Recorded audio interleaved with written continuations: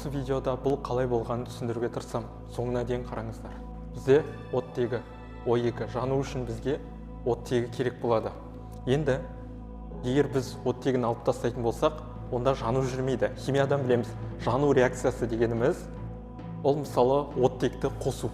CH4 метан болса, оған оттегін қосамыз. Химияда жану реакциясы деген бар, білетін шығарсыздар. Онда O2 оттегі қосылады. Яғни алкандарға, мысалы метан, этан, пропан, бутан, соларға O2-ні қоса берсек, бізде CO2 мен H2O түзіледі. Бұл негізі химиядағы ең қарапайым нәрсенің бірі. Біліп жүріңіз. Демек, басқа заттар жану үшін бізге оттегі керек болады, ал оттегі бұл ауада. Сондықтан, егер сіз өшіргіңіз келсе, кейбір заттарды жай ғана жауып тастасаңыз жеткілікті. Себебі онда оттек болмай қалады. Сол себептен олар да өшеді.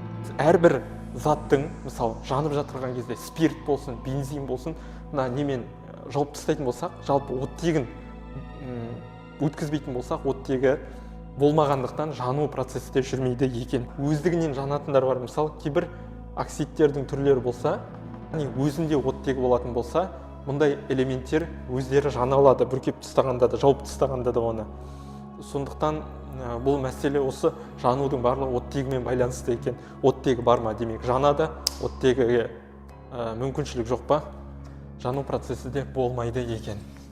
Құрметті көрермендер, егер сіздер Атырау қаласынан болсаңыздар, химиядан курсқа қатысуға мүмкіндіктеріңіз бар. Сіздерге немесе балаларыңызға, жақын туыстарыңыз, іні қарындастарыңыз болса, Атырау қаласынан офлайн курстар, химия, биология бойынша өзім химия, физика, биология пәндерін бір-бірімен байланыстырып, сіздерге түсіндіруге тырысам.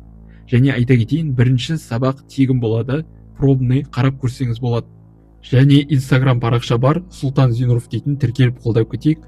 Қиын емес қой, кез келген комментарий жазып, репост жасап кетсеңіз, басқа да адамдарға пайдалы болар.